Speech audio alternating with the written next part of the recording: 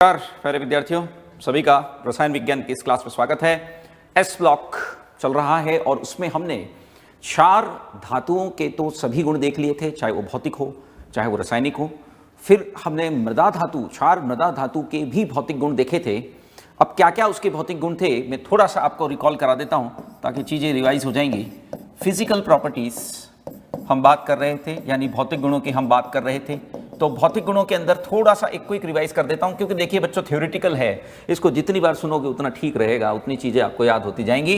पहला है आकार वाला मामला, उसमें कोई ऐसी एबनॉर्मलिटी वाली बात बिल्कुल भी नहीं थी, बिल्कुल सामान्य क्रम था। फिर हमने बात की थी घनत्व की, घनत्व उतना सामान्य क्रम नहीं था, क्योंकि घनत्व के अंदर दो तरह के ट्रेंड होते थे, कम भी होता है बढ़ता भी है, बीच तक अलग ट्रेंड है, उसके बाद अलग ट्रेंड है। सारा कुछ बता चुका हूं। अल्कली मेटल के अंदर घनत्व बढ़ता ही चला जाता है सोडियम पोटेशियम वाले के अलावा, ठीक है ना। तो घनत्व के मामले में उससे थोड़ी सी भिन्नता यहां देखने में आती है। तीसरा हमने पढ़ा था आयनन ऊर्जा को। आयनन ऊर्जा बड़ा इसका महत्वपूर्ण होता है। अक्सर प्रश्न इस पर दिखाई देते हैं कि भैया इसमें पहला इलेक्ट्रॉन निकालना तो अपेक्षाकृत कठिन है यदि मैं क्षार धातु से तुलना करूं, लेकिन दूसरा निकालना तो बेहद ही आसान है, सबसे इजी काम है। बहुत ही आसानी से आप सेकंड इलेक्ट्रॉन निकाल सकते हो। दूसरा इलेक्ट्रॉन निकालना बहुत बहुत आसान काम साबित होने वाला है, ठीक है ना। सो आयनन ऊर्जा में दो इलेक्ट्रॉन इजीली निकल जाते हैं, यह बात हमने आपको पहले ही बता दी थी। फिर बात करते हैं, इसमें हमने की थी जलयोजन ऊर्जा की। जलयोजन ऊर्जा के अंदर हमने ये कहा था कि भैया जो +2 बनता है ना, उसके जलयोजन ऊर्जा इतनी होती है कि वह सेकेंड इलेक्ट्रॉन को निकालने लायक आयनन ऊर्जा दे सके, तो इसीलिए इसमें +2 आसानी से बन जाती थी। फिर इसके अंदर एक बात आई थी, एक और जो हमने पॉइंट पढ़ा था वह था आपका मानक इलेक्ट्रोड विभव, और उसका भी हमने क्रम देखा था जो काफी हद तक रेगुलर था। ये भी बढ़िया अपचायक माने जाते हैं, हालांकि एस के जो फर्स्ट ग्रुप है, यानी कि जो क्षार धातुएं हैं, उनकी तुलना में तो थोड़ा सा कम आप बोल सकते हो, लेकिन फिर भी ओवरऑल यह एक बढ़िया क्या माने जाते हैं, अपचायक माने जाते हैं। इसके बाद एक ज्वाला परीक्षण वाला मामला था, लास्ट में फ्लेम टेस्ट। ज्वाला परीक्षण के अंदर मैं बता दूं आपको कि भाई इनका जो बेरिलियम और मैग्नीशियम, वहीं से हमने बात आज स्टार्ट की है, ज्वाला परीक्षण से ही। तो देखिए फ्लेम टेस्ट हमने पढ़ा था आपके एस ब्लॉक वालों के अंदर, मतलब फर्स्ट वालों में भी। तो ज्वाला परीक्षण के अंदर खास बात जो ये है कि लाक्षणिक ज्वाला रंग देते हैं, यानी कि एक पर्टिकुलर कलर ये प्रोवाइड करते हैं फ्लेम को। लेकिन the most important thing is कि बेरिलियम एवं मैग्नीशियम Be व Mg, शायद इफेक्ट पहले बताया हो, नहीं बताया तो अब बता देता हूं कि Be व Mg ज्वाला परीक्षण नहीं देते। ज्वाला परीक्षण का मतलब एक पर्टिकुलर कलर नहीं देते, ठीक है ना। ऐसा क्यों होता है कि वह ज्वाला परीक्षण नहीं दे पाते? ऐसा उच्च IE के कारण, ठीक है। इनकी आयोनाइजेशन एनर्जी इतनी हाई है, इनकी आयोनाइजेशन एनर्जी की वैल्यू इतनी ज़्यादा है कि वह उस ज्वाला को कोई रंग यानी पर्टिकुलर कलर नहीं दे पाते। जैसे कैल्शियम में है ईंट जैसा लाल, स्ट्रॉन्शियम में है क्रिम्सन रेड, ये भी रेड ही है, और बेरियम जो है वो सेब जैसा हरा होता है। आप बोल सकते हैं कि सर सेब जैसा कौन सा हरा है, तो सेब जो है वह कच्चे जो सेब रहते हैं वो ग्रीन कलर के रहते हैं, ठीक है ना। सो ये ज्वाला परीक्षण है। Be और Mg जो है वो ज्वाला परीक्षण नहीं देते हैं, लेकिन बाकी सभी तत्व देते हैं। उधर यदि हम देखें आपके एल्कली मेटल में, वहां भी कैरेक्टरिस्टिक कलर थे और वह सभी ही क्या करते थे, ज्वाला परीक्षण देते थे। अब बच्चों हमको इसके अंदर जो बात करनी है वह है रासायनिक गुणों के बारे में। जैसा कि आपको ज्ञात है कि will start with the chemical properties, और आज हम केमिकल प्रॉपर्टीज को ही कंप्लीट करने का विचार रख रहे हैं। देखिए सबसे पहली बात, ऑक्साइड हाइड्रोक्साइड, फर्स्ट वहां पे भी यही था, यहां पर भी यही है। क्या क्या बात जानने योग्य, मैं टिक करता जाता हूं। सबसे पहली बात कि ये दो ही प्रकार के ऑक्साइड बनाते हैं, सिंपल ऑक्साइड और पर ऑक्साइड, दो ही बनते हैं इसमें। एक सिंपल ऑक्साइड बनेगा या तो पर ऑक्साइड बनेगा। सुपर ऑक्साइड की नौबत नहीं आती है, क्योंकि इनका आकार उतना बड़ा नहीं हो पाता, जैसा कि आपने एल्कली मेटल में देखा था। एल्कली मेटल में हमने देखा था कि सभी तरह के ऑक्साइड बनाने की टेंडेंसी थी। लिथियम सिंपल बनाता था, सोडियम सिंपल भी बनाता है और परऑक्साइड भी बनाता है, और जो आपके लास्ट वाले तीन हैं वह सभी तरह के ऑक्साइड मूल रूप से सुपर ऑक्साइड बनाने में ज़्यादा इंटरेस्टेड थे। यहाँ पर भी कुछ कुछ वैसा ही है, लेकिन एक चीज आपको दिखाई देगी कि बेरिलियम और रेडियम जो है वह पर ऑक्साइड देते हैं, बाकी सब सिंपल ऑक्साइड देते हैं। बेरियम BeMgCaSrBa, ठीक है ना। स्ट्रॉन्शियम भी है इसके अंदर, स्ट्रॉन्शियम भी होना चाहिए। केवल BeMgCa जो है वो सिंपल ऑक्साइड देते हैं। देखिए पर ऑक्साइड का ये फॉर्मूला कैसे दिखाई दे रहा है, सिंपल बात है। देखो सिंपल ऑक्साइड होगा, बहुत सिंपल सी चीज है, नाम भी सिंपल है, काम भी इसका सिंपल ही है, तो ये बनेगा सिंपल ऑक्साइड। जैसे कैल्शियम ऑक्साइड, जैसे मैग्नीशियम ऑक्साइड, हम समझते हैं इनको तो, ठीक है ना। ये सिंपल ऑक्साइड हो जाएगा। और जब मैं इसके अंदर क्या बनाऊंगा, पर ऑक्साइड बनाऊंगा, तो पर ऑक्साइड कैसा होगा बेटा, ये M2+ हो गया, ये O2 हो गया, ठीक बात है। ये कैंसिल हो जाएगा 2 से 2, तो ये MO2 बन जाएगा, ठीक है ना। पर ऑक्साइड MO2 बन गया, क्या पर ऑक्साइड हो गया ये, ठीक है। सो ऐसे इस सूत्र से यह बनाते हैं। ऑब्वियस सी बात है, ये ध्यान रखें क्षार धातुओं की तुलना में तो कम इनकी सक्रियता है, इसमें कोई शक है नहीं, ठीक है। यहाँ एक इंटरेस्टिंग ऑक्साइड है, क्या क्या जानना है मैं आपको टिक करता जा रहा हूँ, एटलीस्ट इनको आप लिख करके अच्छे से तैयार कीजिएगा। एक ऑक्साइड जो है वह है बेरिलियम ऑक्साइड, वह इंटरेस्टिंग साबित होगा, इसमें कोई डाउट नहीं है।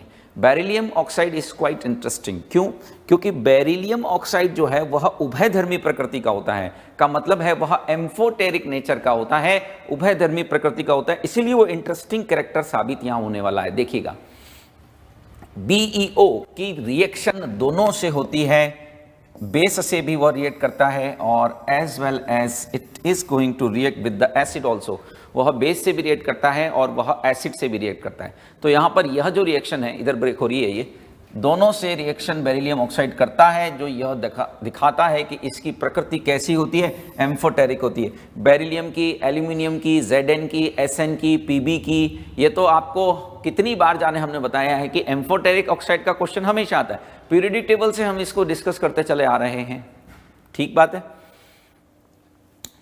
और ऐसा कोई बहुत विशेष इसके अंदर नहीं है, सिर्फ इतना है कि BeO और MgO अपनी उच्च लेटेस्ट एनर्जी दिखाते हैं, इसीलिए जल में क्या होते हैं, अविलय होते हैं। They are insoluble in water. ये अविलय क्यों है, क्योंकि यह हायर क्या दिखाते हैं, आपके लेटेस्ट एनर्जी दिखाते हैं। इनकी लेटेस्ट एनर्जी जो है वह काफ़ी ज़्यादा होती है, इसीलिए यह इनसॉल्युबल होते हैं, ठीक है ना। इतना और थोड़ा सा आप ध्यान रख सकें तो बेहतर रहेगा, ठीक है बच्चों। आगे बढ़ते हैं, हाइड्रोक्साइड की भी थोड़ी सी बात कर ली जाए। इनके हाइड्रोक्साइड बड़े पॉपुलर साबित होते हैं।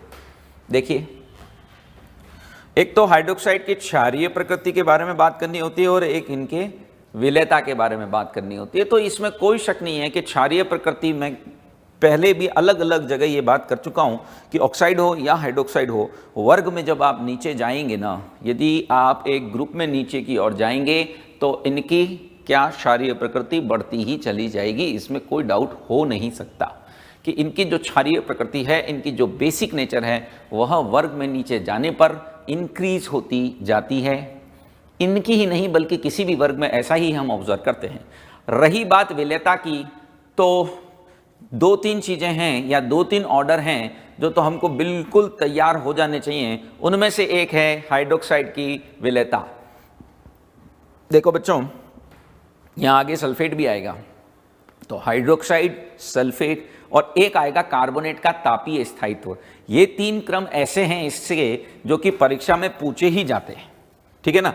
ये हमेशा आपको एग्जाम में पूछे ही जाएंगे, तो मैं इन तीनों को यहाँ लिख देता हूँ क्योंकि ये मोस्ट इंपॉर्टेंट माने जाते हैं। एस ब्लॉक से सर्वाधिक आने वाले प्रश्नों में से है ये। देखिए, बेरिलियम हाइड्रोक्साइड से जब आप बेरियम की तरफ जाएंगे ना, बेरिलियम से जब आप बेरियम हाइड्रोक्साइड की ओर मूव करेंगे, बेरिलियम से जब आप बेरियम की तरफ मूव करेंगे, तो यहाँ इनकी जो विलेयता है यानी सॉल्युबिलिटी है, उसमें वृद्धि होती है। विस्तृत वर्णन इसका अपन ने केमिकल बॉन्डिंग के टाइम पर, आयनिक बॉन्ड के टाइम पर किया हुआ है। फिर से हम कह रहे हैं कि यदि किसी ने केमिकल बॉन्डिंग वाले नहीं देखे वीडियो तो जरूर देखे, क्योंकि चाहे वो 11वीं में हो, 12वीं में हो या फिर 13वीं में हो, उसके काम तो ये आना ही है। किसी भी सूरत में आपको केमिकल बॉन्डिंग तो तैयार करना ही है, ठीक है ना। तो वहाँ पर इसका पूरा डिस्कशन हुआ था, क्योंकि यह रिजल्ट किस पर निर्भर करता है, लेटेस्ट एनर्जी और हाइड्रेशन एनर्जी के कॉम्बिनेशन पर निर्भर करता है।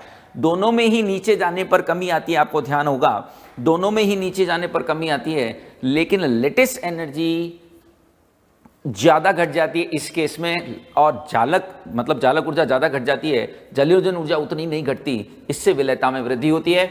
एक और मैं यहाँ कंपाउंड की सॉल्युबिलिटी के बारे में जरूर डिस्कस करना चाहूँगा, और वह है बेरिलियम सल्फेट से बेरियम सल्फेट। ये मान के चलें कि इस सेकंड ए ग्रुप से सर्वाधिक आने वाले प्रश्न की चर्चा यहाँ हो रही है। यह आपका विलेयता में कमी को दर्शाता है। इट शोज दैट कि सॉल्युबिलिटी में कमी आती है इधर से इधर जाने पर। इसका सीधा मतलब है कि यहाँ जालक ऊर्जा उतनी कम नहीं हो पाती जितनी किसमें कमी आ जाती है, जल योजन ऊर्जा में। यह दोनों ऊर्जाओं का रिजल्टेंट होता है, हमेशा से हमें यह बात ज्ञात है। एक कंपाउंड और मैं लिख देता हूं, हालांकि उसकी सॉल्युबिलिटी नहीं बल्कि उसकी थर्मल स्टेबिलिटी आपसे ज़्यादा पूछी जाती है। यूं तो देखिए कुछ भी आ सकता है आने को तो, लेकिन हाँ कुछ प्रश्न निश्चित ही तौर पर हर परीक्षा स्तर पर ऐसे होते हैं जिनकी फ्रिक्वेंसी अच्छी होती है, तो उनको हम अच्छे से कर लें तो हमको बेनिफिट देता है, सीधी बात ये है ना। अब ऐसे तो आने को तो कुछ भी आ सकता है भाई, लेकिन फिर भी कुछ चीजें तो इंपॉर्टेंस हमेशा ही रखती है। सो यहां पर इनका तापीय स्थायित्व बढ़ता है, इसको हम फजान नियम से समझाते हैं। ध्यान हो तो तापीय स्थायित्व में वृद्धि, क्योंकि आयनिक लक्षणों में क्या होती चली जाती है, वृद्धि होती जाती है। तो आप मान के चलें कि यह जो 3 क्रम आपके सामने लिखे हुए हैं वो बेहद उपयोगी है। इनमें से कोई ना कोई एक आधा या फिर तीनों ही कहीं ना कहीं दिखाई देते रहते हैं। सही या गलत स्टेटमेंट के तौर पर यह प्रश्न दिखाई देता है। पूछा जा सकता है कि इनमें से कौन सा कथन सही है या नहीं है, इस तरह का प्रश्न। ठीक है, इसी को लॉजिक वाइज हमने यहाँ पूरा समझा रखा है कि हाइड्रोक्साइड की जो विलेयता है उसमें बढ़ती है, कैसे घटती है। तो जैसा कि ज्ञात है कि डेल्टा एच विलियन इन दोनों का परिणामी माना जाता है। जितना डेल्टा एच विलियन का मान नेगेटिव होगा उतना सॉल्युबिलिटी बढ़ती जाएगी। इसका कुछ हद तक उपयोग हमने कहाँ किया था, इसका कुछ हद तक, इसके बारे में कुछ हद तक हमने कहाँ जाना था, थर्मोडायनेमिक्स के अंदर। ठीक है, ध्यान होगा थर्मोडायनेमिक्स में भी हमने यह बात जानी थी। ठीक है, फिर एक पॉइंट यहां में लिखा हुआ है कि कैल्शियम हाइड्रोक्साइड यानी चूने के पानी का उपयोग या बेराइटा जल का उपयोग हम गुणात्मक पहचान में और भारात्मक विश्लेषण में भी करते हैं। ध्यान हो तो यहां पर भी एक कैरेक्टरिस्टिक रिएक्शन के बारे में हम बात कर रहे हैं जो बचपन से हमें सिखाई पढ़ी जाती है। क्या है ये, शायद 9th-10th लेवल पर भी यह अभिक्रिया नजर आ जाती है, 11वीं-12वीं में तो खैर आती ही है। सबसे पॉपुलर अभिक्रिया है इंटायर केमिस्ट्री की, यदि याद हो कि भैया चूने के पानी में यानी लाइम वाटर में CO2 को गुजारते हैं। ध्यान है, अरे बड़ा पॉपुलर प्रश्न है भाई साहब। लाइम वाटर, इसको राष्ट्रीय सवाल घोषित कर देना चाहिए, राष्ट्रीय रिएक्शन घोषित कर देना चाहिए। लाइम वाटर में CO2 को प्रभावित करने पर मिल्की अपीयरेंस, दूधिया रंग उत्पन्न होता है। ध्यान आया कुछ, दूधिया रंग उत्पन्न होता है। ये दूधिया रंग किसकी वजह से होता है बेटा, कैल्शियम कार्बोनेट की वजह से। और यदि एक्सेस में CO2 प्रभावित करते हैं, CO2 का आधिक्य प्रभावित करते हैं, तो यह दूधिया रंग गायब भी हो जाता है।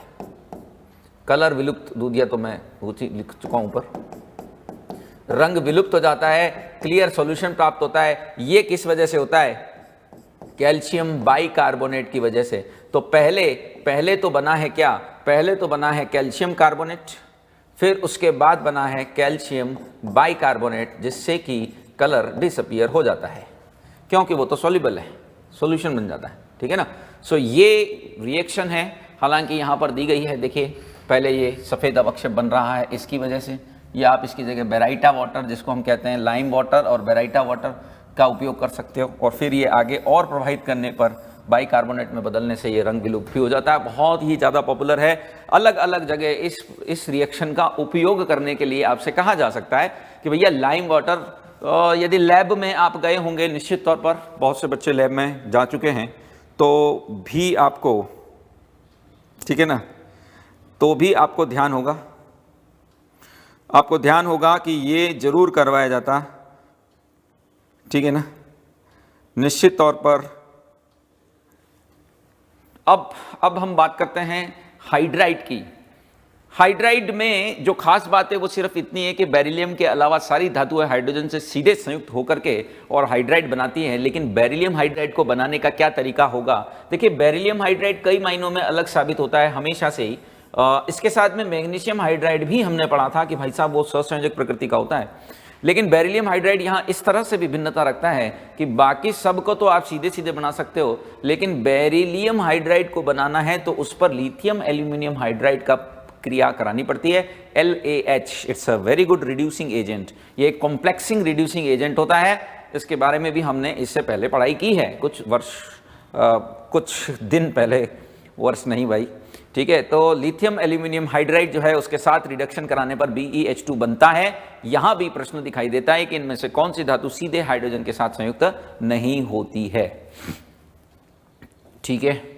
पॉलीमरिक होते हैं, ध्यान होगा, एनोड से बनता है हाइड्रोजन, यह भी याद होगा। जल से क्रिया करके H2 मुक्त करते हैं। यहां पर एक और इंटरेस्टिंग पॉइंट है जो मैं ऐड करा देना चाहता हूं कि CaH2 को यहां एक नाम भी दिया जाता है, यह भी परीक्षा उपयोगी साबित होता है। इसे बोलते हैं हाइड्रोलिथ, हिंदी इंग्लिश दोनों में यही नाम दिया जाता है, हाइड्रोलिथ। हाइड्रोलिथ का मतलब होता है हाइड्रोजन का स्रोत। बेसिकली इस शब्द का मतलब है हाइड्रोजन का स्रोत, ठीक है ना। इस शब्द का तात्पर्य बता रहा हूं, सोर्स ऑफ हाइड्रोजन, हाइड्रोजन का स्रोत, क्योंकि यह जल से क्रिया करके हाइड्रोजन मुक्त करता है। दूसरे भी करते हैं लेकिन नाम CaH2 को ही दिया गया है। तो CaH2 जो होता है उसको हम यहाँ क्या कहते हैं, CaH2 को हम हाइड्रोलिथ कहते हैं। हाइड्रोलिथ का तात्पर्य है हाइड्रोजन का स्रोत, यानी कि it's a source of hydrogen. Hydrolith is actually the source of hydrogen, ठीक। फिर बात आती है कार्बोनेट और बाइकार्बोनेटों की। तो कार्बोनेट बाइकार्बोनेट में जो जानने लायक बात है वो मैंने अभी आपको बता दी थी कि तापीय स्थायित्व वाला प्रश्न जो है वह बड़ा चमकता रहता है। इसके अलावा इसके निर्माण की भी विधियां हैं, साधारण विधियां, कोई बहुत बड़ी बात नहीं है ना। मेटल हाइड्रोक्साइड में CO2 की रिएक्शन से बना सकते हैं। और सबसे महत्वपूर्ण बात है कि ये क्या हो जाते हैं, ये विघटित हो जाते हैं। हालांकि रिलेटिव स्टेबिलिटी का ऑर्डर भी हमने देख लिया, लेकिन वैसे देखा जाए तो ये गर्म करने पर टूट जाते हैं। फर्स्ट वाले ऐसा नहीं करते थे, लिथियम वाला ऐसा करता था, है ना, लिथियम वाला ऐसा करता था। ये वही बात आ गई कि CO2 को प्रभावित करने पर कार्बोनेट बनता है, वही कैल्शियम हाइड्रोक्साइड वाला मामला, लाइम वाटर प्लस CO2, उससे मिल्की कलर अपीयरेंस वाला मामला है। मिल्की कलर अपीयरेंस कहाँ हो रही है, कार्बोनेटों के रूप में हो रही है ना। We are getting the milky colour here in form of carbonates. हमको कार्बोनेट के रूप में मिल्की कलर प्राप्त हो रहा है, ठीक है। मिल्की कलर जो अपीयर्ड हो रहा है वो कार्बोनेट के रूप में हो रहा है, ठीक है। फिर बात आती है, इन धातुओं के कार्बोनेट को गर्म करने पर विघटित होकर के ऑक्साइड देते हैं। विघटन ताप B से B तक बढ़ता है। यह बात अभी पिछली स्लाइड के अंदर ही हमने बता दी थी। फिर बात यहां पर आ रही है कि हैलाइड की, ठीक है। हैलाइड कैसे कैसे बना सकते हैं, देखिएगा, सिंपल बात है। धातु की क्रिया, कौन से धातु की जिसका हैलाइड बनाना है उसकी क्रिया आप HX से कराइए। HX क्या, हेलो एसिड होता है, जैसे HCl, HBr, HI इनको बोलते हैं, ठीक है ना। सो तीन तरीके मूल रूप से यहाँ दिखाई देते हैं। या तो आप धातु की सीधा क्रिया करा दीजिए, या फिर आप धातु कार्बोनेट की क्रिया कराइए, या फिर आप धातु हाइड्रोक्साइड की क्रिया करवाइए, ठीक है ना। ये तीन है जिनकी क्रिया के परिणाम स्वरूप हमको क्या मिल सकता है, halide. We are getting halide through this one. Halide हमको इसके थ्रू प्राप्त हो सकता है। परंतु बेरिलियम क्लोराइड, फिर से वही बात कि बेरिलियम ने ठान रखा है कि अपने ग्रुप से समानता दिखानी ही नहीं है, ठीक है ना। जैसा कि लिथियम ने ठान रखा था वैसे ही बेरिलियम कुछ ज़्यादा ही यहाँ पर खिलाफ जाता है कि इसको सीधे नहीं बना रहे इन विधियों से, बल्कि इसको बेरिलियम ऑक्साइड से बनाते हैं। देखिए उसके पीछे लॉजिक है। हम इसी आज के दिन में ही ये बात पढ़ेंगे भी सही कि क्या कारण है कि बेरिलियम जो है वह अपने गुणों से भिन्नता दर्शाता है। अपने गुणों से भिन्नता दर्शाता है, छोटे आकार के कारण, उच्च आवेश घनत्व के कारण यह सहसंयोजक लक्षण ज़्यादा उत्पन्न कर देता है। सीधी सीधी बात यह है कि इसमें कोवलेंट कैरेक्टर ज़्यादा प्रोड्यूस करने की वजह से यह प्रवृत्ति पाई जाती है जो आप यहाँ देख पा रहे हैं। BeCl2 सहसंयोजी है, MgCl2, CaCl2, HrCl2 आयनिक है। BeCl2 यदि याद आता हो तो केमिकल बॉन्डिंग के दौरान करवाया जाता है। Sp संकरित होता है। संकरण जहां आ गया वहां पर यौगिक आयनिक तो हो ही नहीं सकता है, क्योंकि आयनिक यौगिक में संकरण नहीं होता। सहसंयोजक यौगिक में ही आपका संकरण होता है और इसकी जो ज्यामिति होती है वह रेखीय होती है। यह बात स्पष्ट रूप से दर्शाती है कि बेरिलियम पूर्णतः सहसंयोजक यौगिक है। बाकी शेष सभी हैलाइड जो हैं इसके, वह या क्लोराइड, मूल रूप से क्लोराइड की पढ़ाई कर रहे हैं, तो बाकी सभी जो है वो कौन सी प्रकृति के होते हैं, आयनिक प्रकृति के होते हैं, ठीक है। वैसे भी ज्ञात है हमको कि सबसे छोटे आकार की वजह से यही सहसंयोजक लक्षण ज़्यादा उत्पन्न कर पाएगा, बाद में तो उतने कैरेक्टर प्रोड्यूस हो भी नहीं पाएंगे, ठीक है ना। सो यहाँ sp संकरण निश्चित तौर पर इसमें मौजूद है। फिर बात जो करनी है अपन को वो ये है कि हाइड्रेट कुछ बनाते हैं कुछ नहीं बनाते, जैसे बेरिलियम जैसे नहीं बना रहे, ठीक है ना। और ये एक महत्वपूर्ण बात है कि BeCl2 है वो जल के साथ आसानी से जल अपघटित होकर के और HCl गैस बनाता है, ठीक है ना। ये एक इंपॉर्टेंट रिएक्शन हो सकती है, बहुत इजीली हाइड्रोलाइज हो जाता है। इवन यह यदि वायु के अंदर नमी हो ना तो उससे भी जल अपघटित होने की टेंडेंसी रखता है, और ये जल अपघटित होने की टेंडेंसी हमेशा जो है वो चार्ज डेंसिटी पर ही डिपेंड करती है। मूल रूप से देखा जाए तो यह चार्ज डेंसिटी पर ही निर्भर करती है, और आवेश घनत्व क्योंकि यहाँ उच्च है तो ऑब्वियस सी बात है कि इसमें जो है जल अपघटन समझते हो ना, जल से क्रिया है, तो उसके परिणाम स्वरूप यहाँ HCl गैस मुक्त होती है। कलर है, कलर तो हमको वैसे भी क्या थे, ये फ्लेम टेस्ट में हम लोग देख ही चुके हैं, वही रंग है वापस यहाँ पर, ठीक है ना। यहाँ ये बेरिलियम है, ठीक है ना, बीच में से जो गायब प्राणी है वो बेरिलियम है। ये बेरिलियम के बारे में हमने बता रखा है कि भैया इसकी जो स्ट्रक्चर होती है वो किस तरह की होती है, पॉलीमरिक होती है। ये आगे भी जुड़ा हुआ होगा कि हाँ बिल्कुल हो सकता है ये इस तरह से, क्योंकि बहुलकीय रूप में यह 3 केंद्रीय 2 इलेक्ट्रॉन बॉन्ड है, 3C2E जिसको हम बोलते हैं बच्चों, 3C2E बॉन्ड कहते हैं। यदि ध्यान हो तो डाइबोरेन यानी B2H6 के अंदर इस तरह की बॉन्डिंग आती है। आगे जब हम P ब्लॉक पढ़ेंगे तो वहां पर इस तरह के बॉन्डिंग को और ज़्यादा हम क्लियर कर देंगे, ठीक है ना। 3C2E 3 सेंटर 2 इलेक्ट्रॉन बॉन्ड यहाँ बीच में जो पाया जा रहा है उसको कहते हैं। क्लियर, और विशेष कोई बात नहीं है, सिर्फ BeCl2 वाली ही बात थी।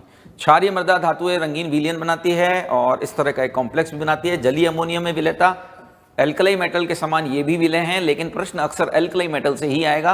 अमोनिया में एल्कलाई मेटल के बारे में क्या 3 पॉइंट खास थे, कई बार बता चुका हूँ, फिर बोल दे रहा हूँ कि वो पहले सिंपल तनु विलयन उसका ब्लू कलर का होता है, बढ़िया पैरा मैग्नेटिक होता है, पैरामैग्नेटिक मतलब अनुचुंबकीय होता है, शानदार रूप से चालकता दर्शाता है, ठीक है ना। लेकिन यदि उसको सांद्रित करते चले जाते हैं तो उसका कलर जो है वह मेटालिक होता जाता है, ब्राउन कलर का होता चला जाता है और उसकी पैरामैग्नेटिज्म समाप्त हो जाती है। ऐसा इलेक्ट्रॉनों के युग्मन और मेटल क्लस्टर फॉर्मेशन के कारण होता था।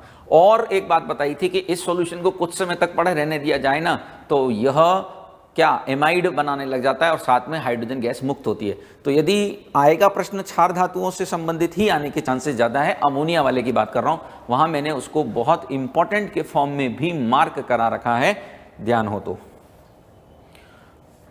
नाइट्राइड जैसा कि ध्यान है, ये सीधे सीधे सभी धातुएं सीधे सीधे संयुक्त होती हैं और वहाँ पर लिथियम होती थी, सिर्फ लिथियम होती थी, यहाँ सभी संयुक्त होती है और ये बनाते हैं क्या, अपघटित होकर के अमोनिया, है ना।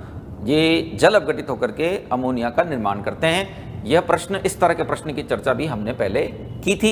एक क्वेश्चन था कि इनमें से कौन से धातु संभव हैं, मैंने एक रिएक्शन कराई थी जिसमें HCl से रिएक्शन करके व्हाइट फ्यूम बन रही थी, ध्यान हो तो।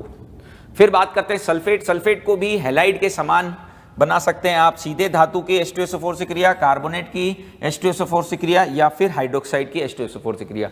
यही मेथड आपके हैलाइड में अभी आई थी, आपको ध्यान हो, सिंपल चीज है। यहाँ H2SO4 है सल्फेट के लिए, वहाँ हैलाइड के लिए हेलो एसिड होते थे। हेलो एसिड कौन से, HX वाले, वहाँ HX वालों का इस्तेमाल करते थे। यहाँ हमने किसका इस्तेमाल किया है, यहाँ हमने H2SO4 का यूज किया है।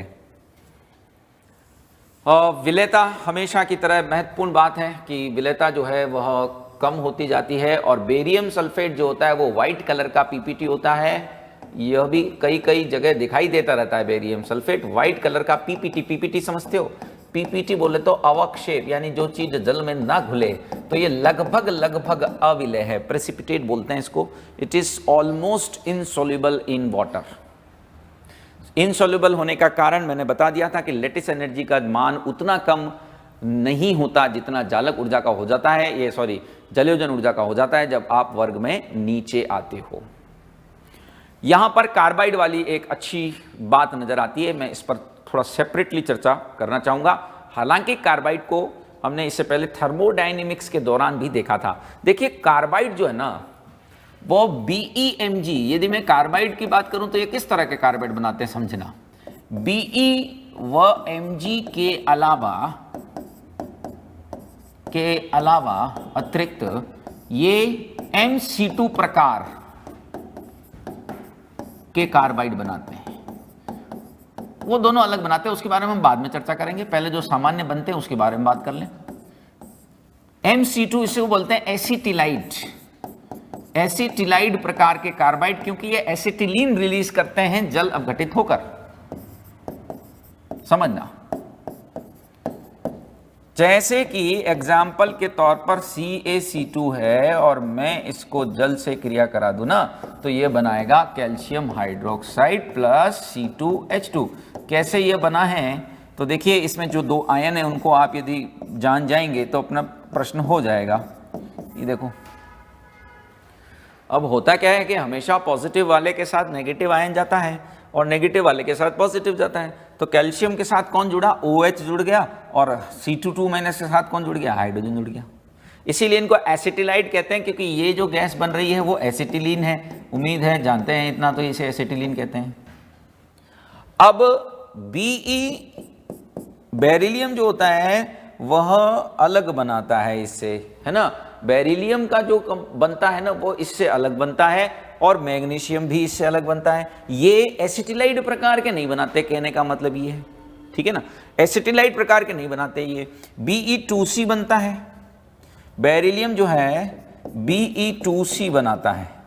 Be2C का क्या डिस्क्रिप्शन रहेगा, तो देखिए, जैसे कि Be2C एक्चुअली बना है Be2 प्लस और C4 माइनस से। तो देखें आप, इसका मैं जल अपघटन जब कराऊंगा तो क्या होगा, इसका मैं जब जल अपघटन कराऊंगा ना, तो आपका हाइड्रोजन जाएगा किसके साथ, कार्बन के साथ, और OH जाएगा आपका बेरिलियम के साथ। तो बेरिलियम तो हाइड्रोक्साइड बनेगा मेरे भाई, बेरिलियम का तो हाइड्रोक्साइड बनेगा, और CH4, यानी इस कैटेगरी वालों को बोलते हैं मीथेनाइट। जो मीथेन बनाए वो मीथेनाइट, जो एसिटिलीन बनाए वो एसिटिलाइड कहला रहा था। इसी प्रकार से मैग्नीशियम इससे भी भिन्नता रखता है, क्योंकि मैग्नीशियम जो है वो Mg2C3 बनाता है। इनको एलिलाइड कहते हैं या प्रोपानाइड कहते हैं, क्योंकि ये एलिलीन बनाते हैं। प्रोपाइन को ही बोलते हैं, ठीक है ना, प्रोपाइन समझते हो, CH3C ट्रिपल बॉन्ड CH। सो ये रहा आपका Mg2C3। इसमें कौन से आयन है बच्चों, इसमें मैग्नीशियम है और C3 आपका 4 माइनस है। तो जब मैं इसका हाइड्रोलाइसिस कराऊंगा ना, ये H और OH, तो यहाँ होगा क्या कि मैग्नीशियम जो है वह तो आपका किसके साथ चला जाएगा, OH के साथ जाएगा। Magnesium will go with OH। what we are getting here is magnesium hydroxide, along with this what we are getting is C3H4। ये एलिलीन है या प्रोपाइन, एलिलीन कह लीजिए या प्रोपाइन कह दीजिए, प्रोपाइन या एलिलीन बनता है यहां पर, इसीलिए इसे एलिलाइड कहा जाता है।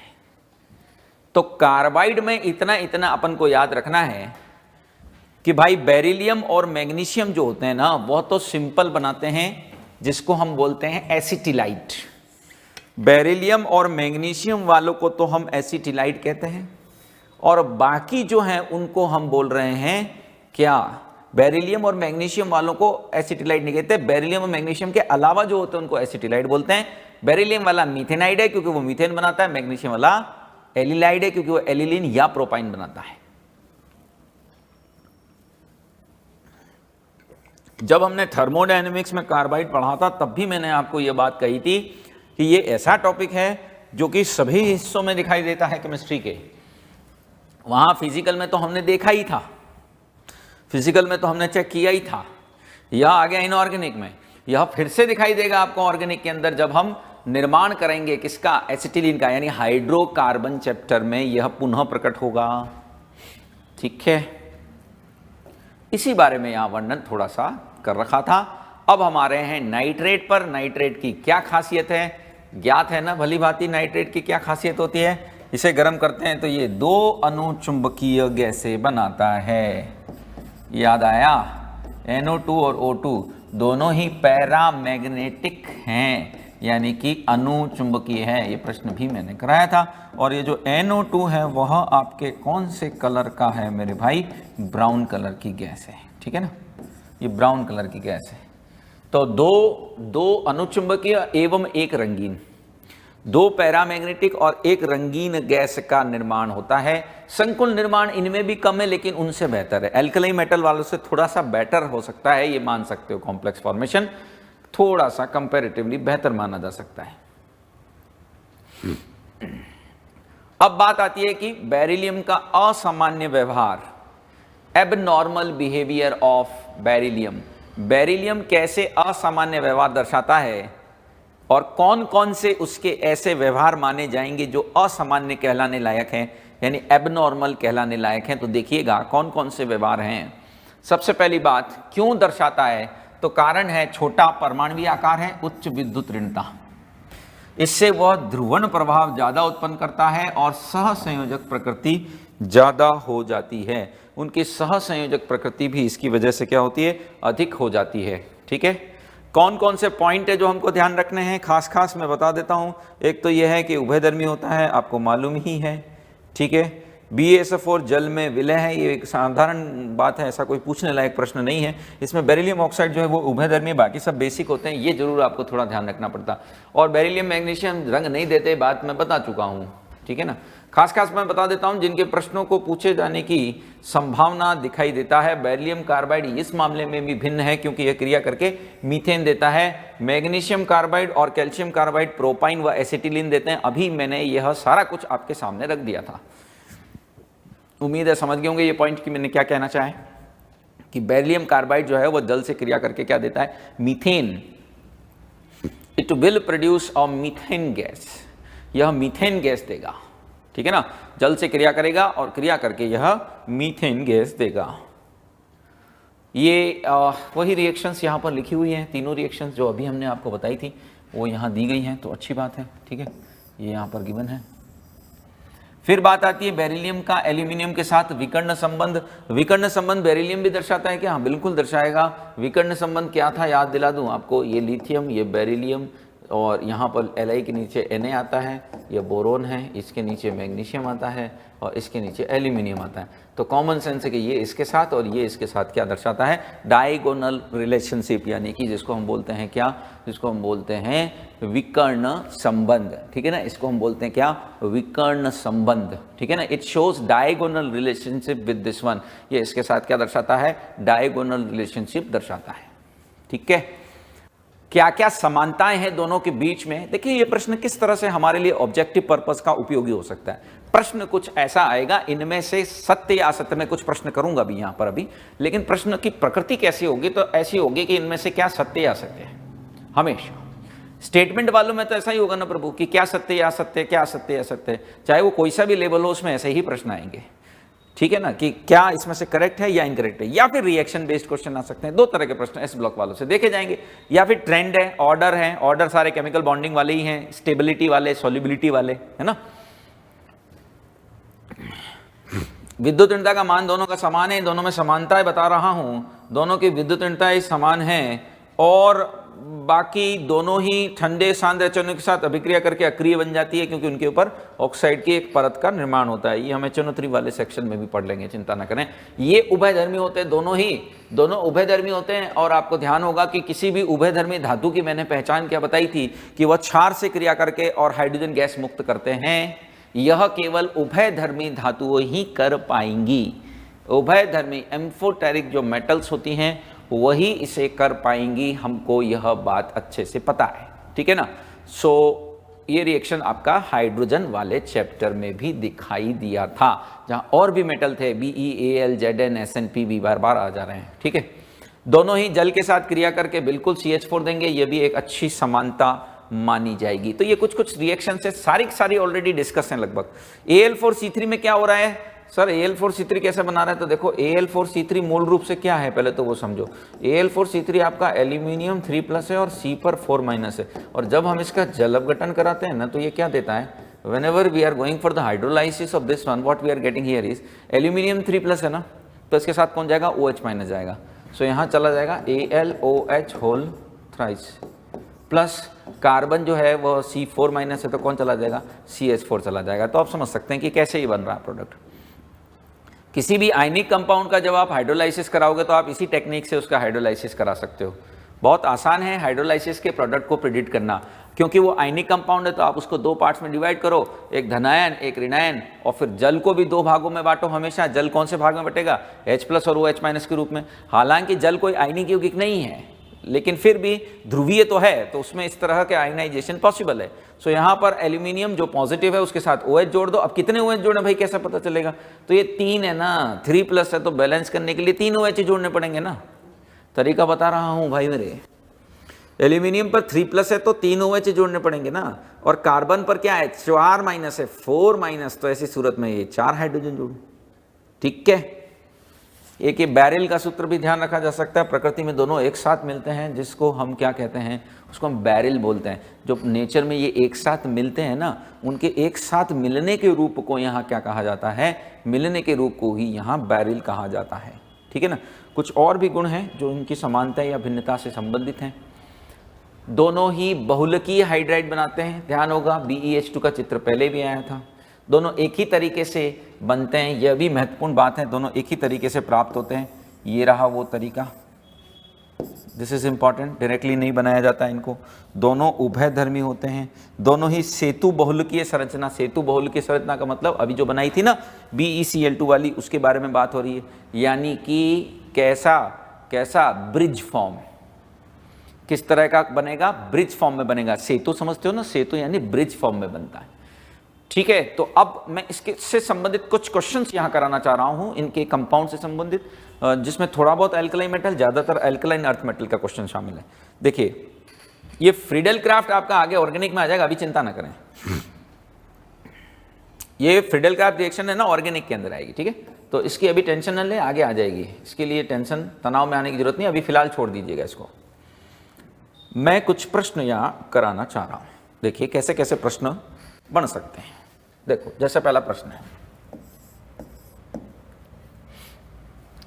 एक यौगिक A है,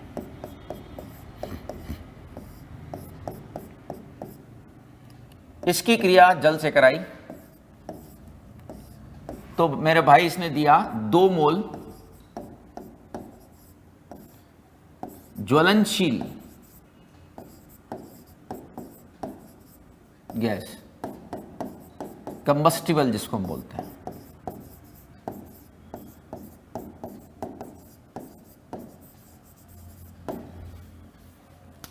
ठीक है। मान लेते हैं ये गैस आपका B है। साथ में बना क्षारीय विलयन, अल्कलाइन सॉल्यूशन,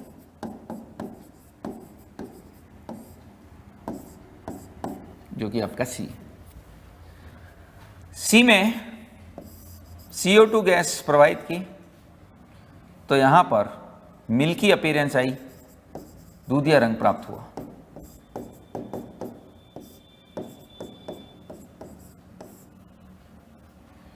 आपसे कहा कि भैया इसमें A क्या हो सकता है? यौगिक A है।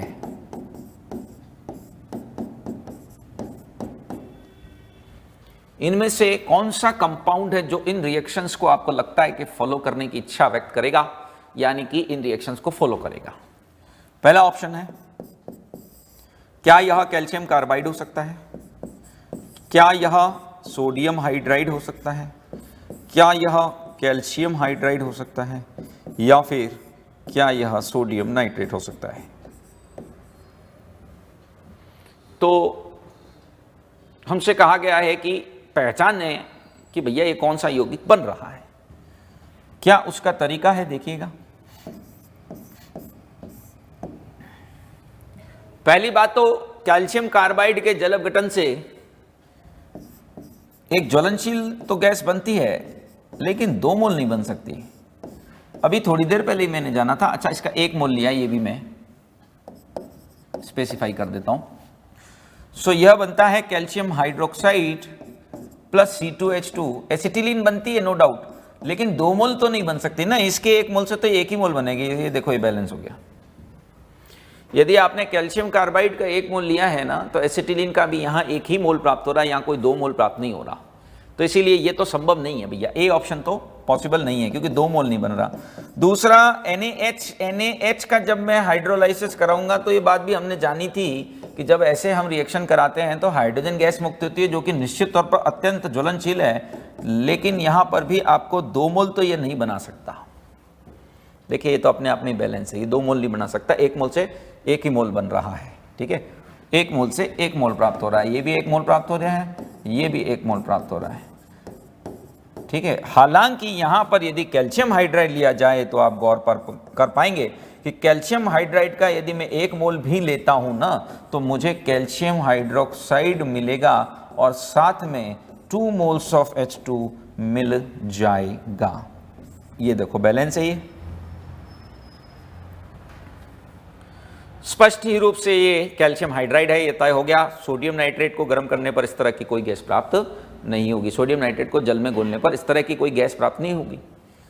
सो ये कंफर्म है कि CaH2 से जरूर हम ये कह सकते हैं कि 2 मोल हाइड्रोजन बन रहा है, क्योंकि अभी यह बैलेंस दिखाई देता है हमको।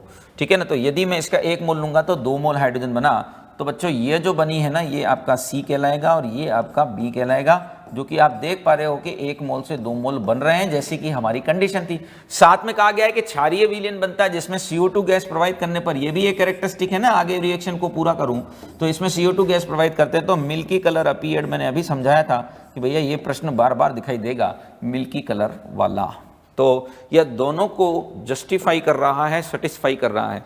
जो 2 कंडीशंस आपने इस क्वेश्चन के अंदर रखी थी, उन दोनों ही को यह सेटिस्फाई करता हुआ नजर आ रहा है।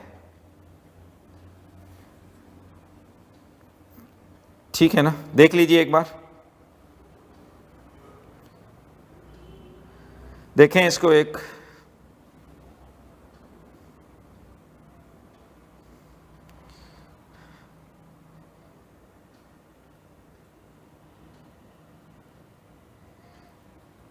क्या हमने यहां कराने की कोशिश की है। उम्मीद है आप समझ रहे होंगे दैट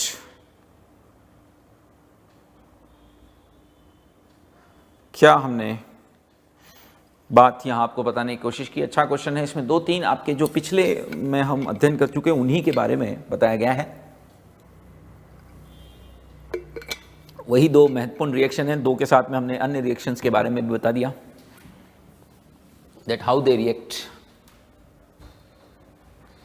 ठीक है, अगले प्रश्न की ओर मूव करें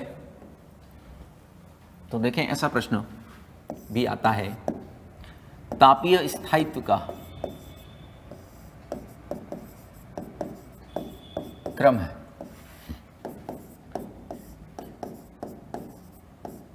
कॉमन क्वेश्चन है ये। थर्मल स्टेबिलिटी का ऑर्डर बताना बच्चों, K2CO3 में, BeCO3 में, MgCO3 में और CaCO3 में। देखिए फजान्स लॉ फॉलो किया जाता है यहां पर। एक तो बात ये कंफर्म है कि, एक बात तो कंफर्म है कि फर्स्ट ए कार्बोनेट, इसमें तो कोई डाउट किसी प्राणी को होगा ना नहीं चाहिए कि फर्स्ट ए कार्बोनेट या फर्स्ट ए के यौगिक, ओवरऑल ही बात करूं मैं, ज्यादा स्थायी होते हैं।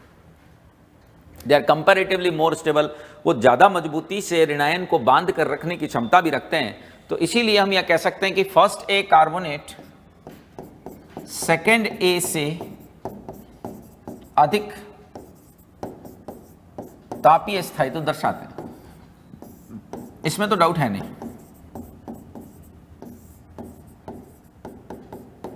कि जो फर्स्ट ए वाले हैं ना वो ज्यादा स्थायित्व, तो K2CO3 यहां सर्वाधिक स्थायी, इसमें तो डाउट है नहीं, ये तो अलग हो गया। रही बात इनकी सेकेंड ए का तापीय स्थायित्व फजान नियम से डिसाइड होता है, जिसका यह कहना था कि जितने आयनिक लक्षण ज्यादा होंगे उतना स्थायित्व तो ज्यादा होगा। ठीक है ना। अरे प्रभु ध्यान देने की, फजान नियम केमिकल बॉन्डिंग में कराया था ना भाई। फजान नियम से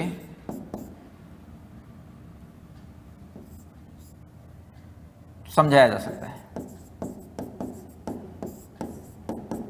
समझा चुके हैं जिसको हम एक्चुअली। सबसे ज्यादा स्थायित्व जब भैया वो ये कहता है कि जैसे जैसे आयनिक लक्षण बढ़ेंगे ना, सिंपल है, फजान्स लॉ का प्रोग्राम कुछ यूं है मेरे भाई कि BE से लेकर जब आप BA की तरफ जाएंगे तो यहां क्या हो रहा है, आयनिक लक्षण बढ़ रहे हैं। आयनिक लक्षण बढ़ेंगे तो फिर स्थायित्व भी बढ़ेगा। तो आयनिक लक्षण एवं स्थायित्व में वृद्धि हो रही है। बात हमको यह समझ में आ रही है कि आयनिक लक्षण में एवं स्थायित्व में यहां वृद्धि दर्ज की जाएगी जब आप बेरिलियम कार्बोनेट से कहां मूव करेंगे, बेरियम कार्बोनेट की ओर। यानी यह तय रहा कि सर्वाधिक स्थायी यहां पर कौन होगा, तो सर्वाधिक स्थायी यहां K2CO3 होगा। तत्पश्चात देखा जाए तो BeMgCa, तो यानी Ca का नंबर आएगा। बाकी तो है नहीं, ये तीन ही दे रखे हैं यहां पर, तो इन्हीं तीन के अंदर अपन को जज करना है। और सर्वाधिक कम स्थायी यदि मैं कहूं, यानी कि न्यूनतम स्थायी में कहूं, तो वह कौन होगा, बेरिलियम कार्बोनेट माना जाएगा। ठीक है, तो उम्मीद है इस प्रश्न को भी आप समझ गए होंगे। सिंपल क्वेश्चन था बिल्कुल। अगले प्रश्न की तरफ बढ़ते हैं जिसमें हम कुछ स्टेटमेंट के बारे में चर्चा कर रहे हैं और कुछ नए फैक्ट आपके सामने रखने का प्रयत्न भी हम कर रहे हैं। देखिए क्वेश्चन क्या है, असत्य कथन है, इनकरेक्ट स्टेटमेंट, गलत कथन, फॉल्स। पहला, MgCl2.6H2O को गर्म कर MgCl2 निर्जल प्राप्त किया जा सकता है। पहला स्टेटमेंट है। आमतौर पर क्या होता है, किसी जलयोजित को मैं गर्म करूंगा तो वो निर्जल में बदल जाता है। बहुत साधारण सा घटनाक्रम है ये। So if you are heating MgCl2.6H2, you will get the MgCl2। क्या यह स्टेटमेंट सही है या नहीं है, अभी हम चर्चा करेंगे। MgO प्लस MgCl2 को सॉरेल सीमेंट कहा जाता है। प्रचलित तथ्य शामिल किए गए, सारे ध्यान रखें। आपको नहीं मालूम तो कोई बात नहीं, आप सीखें इसलिए तो करवा रहे हैं। ठीक है, तो क्या इसे सॉरेल सीमेंट कहा जाता है, ये सत्य है या असत्य है, यह बात हम चर्चा करेंगे। फिर BeCl2 नम वायु में व्हाइट फ्यूम्स, बोले तो श्वेत धूम्र, व्हाइट फ्यूम्स कहते हैं, उत्पन्न करता है।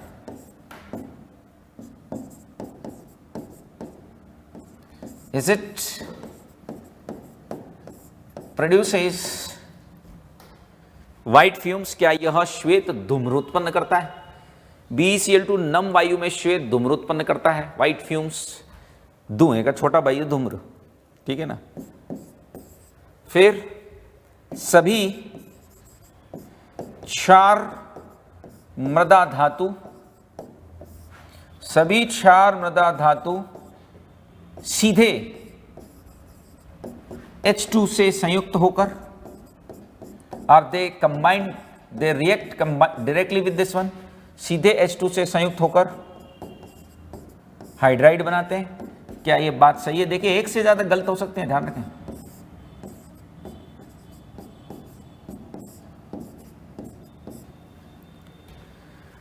क्या यह सभी सीधे संयुक्त होकर के और हाइड्राइड बनाने की प्रवृत्ति रखते हैं कि नहीं रखते, ये हमको बताना है। तो देखिएगा बच्चों, समझिएगा। यहां पर बात नंबर 1 जो लिखी हुई है उसका मैं स्पष्टीकरण यहां कर देना चाहता हूं कि क्या होता है कि जब आप MgCl2.6H2O को गर्म करते हैं ना, तो यह स्वयं जल अपघटित हो जाता है और इस तरीके से MgO प्लस HCl का यह निर्माण करने लग जाता है। यानी कि स्वयं जल अपघटित हो जाता है अपने ही जल से, ये रहा ना। यानी कि इसे गर्म करने पर हमें नहीं मिलता MgCl2, निर्जल नहीं मिलता, यानी कि ये असत्य है। क्योंकि ये सत्य नहीं है, इसीलिए ये हमारा करेक्ट ऑप्शन माना जाएगा। इसको हम सही ऑप्शन इसलिए मान रहे हैं क्योंकि ये जो बात इसमें लिखी गई है वो करेक्ट नहीं है। This particular statement is not correct because इसे गर्म करते हैं तो MgCl2 जो निर्जल प्राप्त नहीं होता है। ठीक, Mg और MgCl2 को सॉरेल सीमेंट कहते हैं, ये बिल्कुल सत्य बात है। सीमेंट के सब्स्टिट्यूट के रूप में इसका उपयोग किया जाता है, तो ये सत्य कथन है। इतना टेक्निकल कथन है, गलत नहीं होगा, समझ सकते हो, है ना। BeCl2 नम वायु में श्वेत धूम्र उत्पन्न करता है, बिल्कुल, क्योंकि ये जल अपघटित होने लग जाता है। BeCl2 इतना ज्यादा सेंसिटिव है जल के प्रति कि जो वायु है, अभी मैंने बताया भी था, उसकी नमी से ही यह क्रिया करके और व्हाइट फ्यूम्स, वो HCl जो बनाएगा ना, HCl, ये व्हाइट फ्यूम्स उसकी वजह से बनते हैं। ये HCl जो गैस यहां से रिलीज होने लग जाती है, तो ऐसा लगता है गैस निकल रही है, तो ऐसा लगेगा कि धुआं सा इसमें से रिलीज हो रहा है, तो व्हाइट फ्यूम्स बनाता है। यह करेक्ट बात है कि इसको कुछ कराना नहीं है, हमको कोई रिएक्शन कराने की बात नहीं कर रहा हूं मैं, हमने इसको सिर्फ वायु में रखा नहीं, ये क्या है, इमोशनल हो गया और व्हाइट फ्यूम बनाने लगा। सभी क्षार धातुएं हाइड्रोजन से संयुक्त होकर हाइड्राइड बनाते हैं, ये बात सही नहीं है, सीधे नहीं होते। Be नहीं संयुक्त होता, बेरिलियम इस तरह से नहीं होता, अभी बात हुई थी। उसके लिए आपको बेरियम क्लोराइड का आप बेरियम क्लोराइड की क्रिया किससे कराते हैं? जब लिथियम एल्यूमिनियम हाइड्राइड से, जब आप उसकी क्रिया लिथियम एल्यूमिनियम हाइड्राइड से कराते हैं, तब कहीं जाकर आपको बेरिलियम हाइड्राइड प्राप्त होता है। ध्यान होगा तो यहां पर स्पष्ट रूप से कहा जा सकता है कि क्या सभी क्षार मृदा धातुएं सीधे हाइड्रोजन से संयुक्त होती हैं? यह स्टेटमेंट गलत है, यह बात सही नहीं है, क्योंकि सारे के सारे तो यहां क्रिया नहीं करते, दे ऑल रिएक्ट, ऐसा नहीं है, सबके सब क्रिया कर लेते हैं, ऐसा नहीं है। ठीक है, एक और लास्ट क्वेश्चन डिस्कस कर लेते हैं। प्रश्न यह है कि निम्न में से गलन मिश्रण कौन है? Fusion mixture.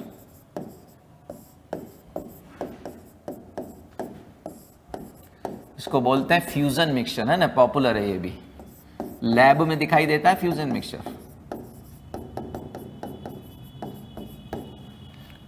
कई ऑप्शन है, देखो भाई, Na2CO3 plus CaCO3,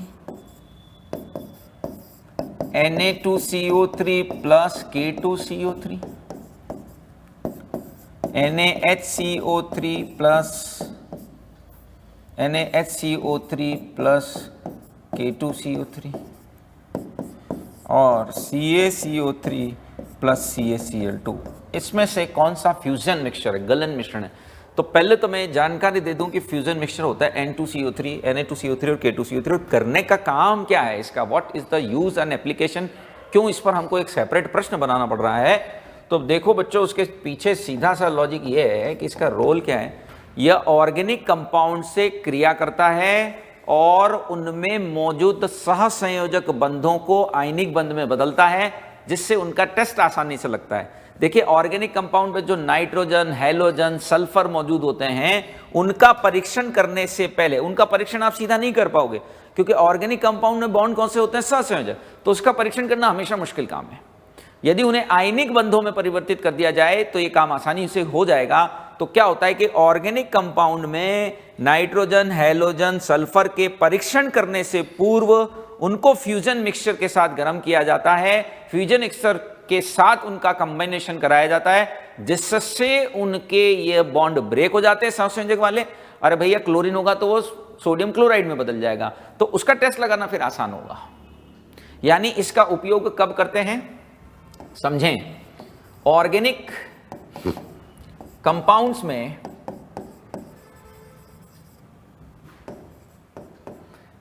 halogen, sulphur, nitrogen आदि के, और भी हो सकते हैं या इतने ही ले लेते हैं हम, हैलोजन, सल्फर, N के टेस्ट हेतु इन यौगिकों को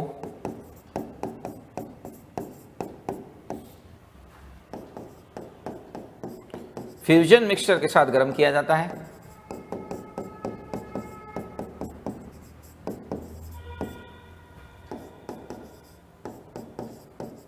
जिससे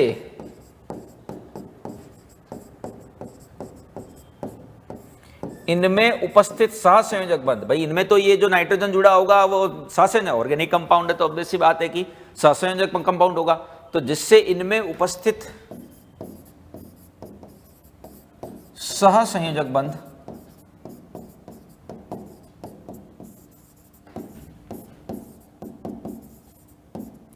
टूटकर आयनिक में बदल जाते हैं।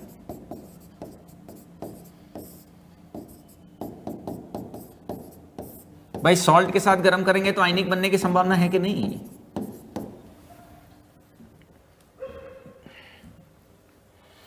सहसंयोजक बंध ब्रेक हो जाते हैं, क्योंकि यदि वो बंध सहसंयोजक ही बने रहेंगे ना तो आप टेस्ट लगा नहीं पाओगे, फिर इनका परीक्षण आसान काम नहीं रहेगा, उनका परीक्षण आसानी से नहीं किया जा सकेगा। सो मूल उद्देश्य क्या है? मूल उद्देश्य यही है कि सल्फर और नाइट्रोजन का जब हम टेस्ट लगा रहे हैं, हैलोजन का जब हम टेस्ट लगा रहे हैं ना, लसाने परीक्षण या इस तरह का कुछ सुना होगा, तो इन यौगिक को फ्यूजन मिक्सचर के साथ गर्म किया जाता है। सोडियम के साथ भी गर्म करते हुए आपने देखा होगा। यदि किसी ने लसाने परीक्षण किया है तो उसको ध्यान आता होगा ये कहानी जो मैं बताने की कोशिश कर रहा हूँ। सोडियम के साथ भी गर्म करते देखा होगा, लेकिन वहां एक पर्टिकुलर मिक्सचर भी यूज होता है जिसको फ्यूजन मिक्सचर बोलते हैं। ये क्या करता है, क्योंकि यह एस ब्लॉक के कंपाउंड है इसलिए यहां बता रहा हूं, बाकी प्रश्न महत्वपूर्ण है इसलिए डिस्कस तो करना ही था। तो ये जो ऑर्गेनिक कंपाउंड में बॉन्ड जो मौजूद होते हैं ना सहसंयोजक, उनको आयनिक में बदलने का कार्य करता है। ठीक है ना, यह उनको आयनिक में बदलने का कार्य करता है। ठीक बात है।